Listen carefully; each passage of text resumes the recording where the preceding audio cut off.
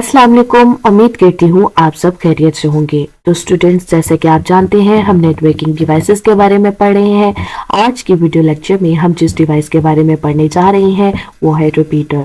तो स्टूडेंट्स, हमने देखना है कि कंप्यूटर नेटवर्क में रिपीटर कैसी डिवाइस है और ये क्या काम करती है, इसकी टाइप्स क्या है, इसके एडवांटेज और डिसएडवांटेज को हमने डिस्कस करना है।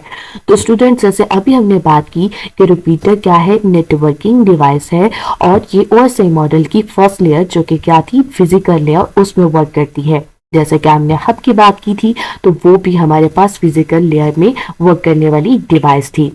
तो स्टूडेंट, जब भी हम फिजिकल लेयर की बात करते हैं तो फिजिकल लेयर में जो भी डिवाइसेस होती हैं वो प्योरली हार्डवेयर बेस होती हैं।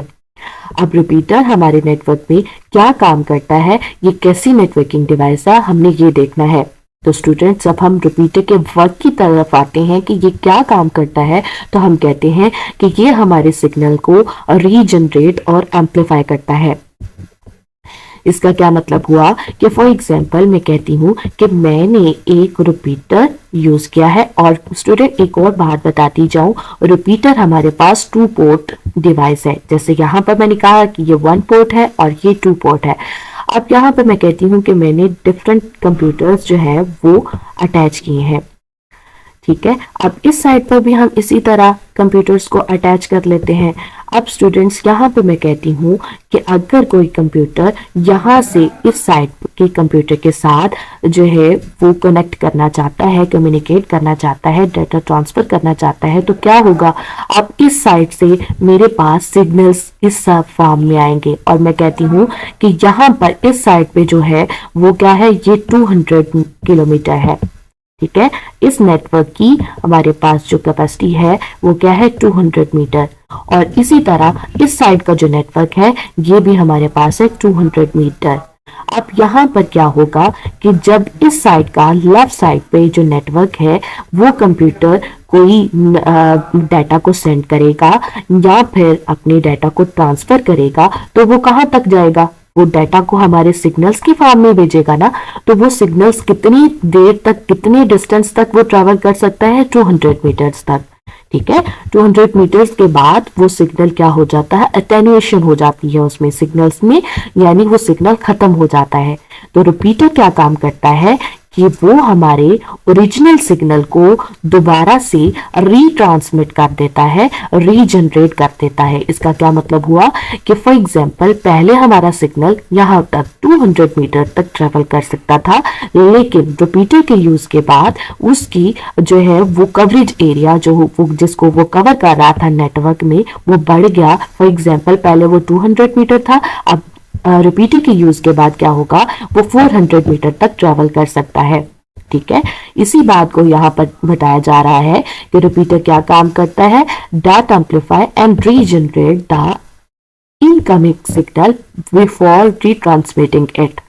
और इसके बाद क्या होता है कि ये नेटवर्क के कवरेज एरिया को एक्सपेंड कर देता है। जैसे कि अभी हमने देखा कि पहले हमारा कंप्यूटर सिग्नल क्या कर रहा था, 200 मीटर तक ट्रेवल कर रहा था। उसके बाद क्या हुआ कि ये कवरेज एरिया की लेंथ जो है वो हमारे पास डिस्टेंस जो है वो ज्यादा हो गया। इस वजह से कहा जाता है कि रिपीटर को बूस्टर भी कहा जाता है कि ये हमारे सिग्नल्स को रीजनरेट कर देता है। तो स्टूडेंट्स, ये तो बात हो गई हमारे रिपीटर की कि ये क्या काम करता है, हमारे सिग्नल्स को रीजनरेट कर देता है। तो स्टूडेंट्स, अब नेक्स्ट देखते हैं कि क्या काम करता है और इसकी टाइप क्या होती है। जैसे अभी हमने बात की कि एनालॉग रिपीटर और डिजिटल रिपीटर। अगर हम एनालॉग रिपीटर की बात करेंगे तो ये एनालॉग सिग्नल को एम्पलीफाई करेगा, रीजनरेट करेगा, और डिजिटल रिपीटर डिजिटल सिग्नल्स को रिकंस्ट्रक्ट करेगा। उसके बाद अगर हम वायर्ड की बात करते हैं तो ये वायर्ड लैन में यूज होता है, और वायरलेस में क्या होगा, ये वायरलेस लैन में यूज होगा। और अगर हम टाइप की बात करते हैं लोकल रिपीटर की, तो ये क्या करता है, लैन सेगमेंट, यानी जो स्मॉल एरिया के नेटवर्क है उनमें ये लोकल एरिया वाले नेटवर्क में यूज होता है। रिमोट में क्या होता है कि वो लैन जो क्या है जिनका डिस्टेंस ज्यादा है ये उनमें यूज होता है।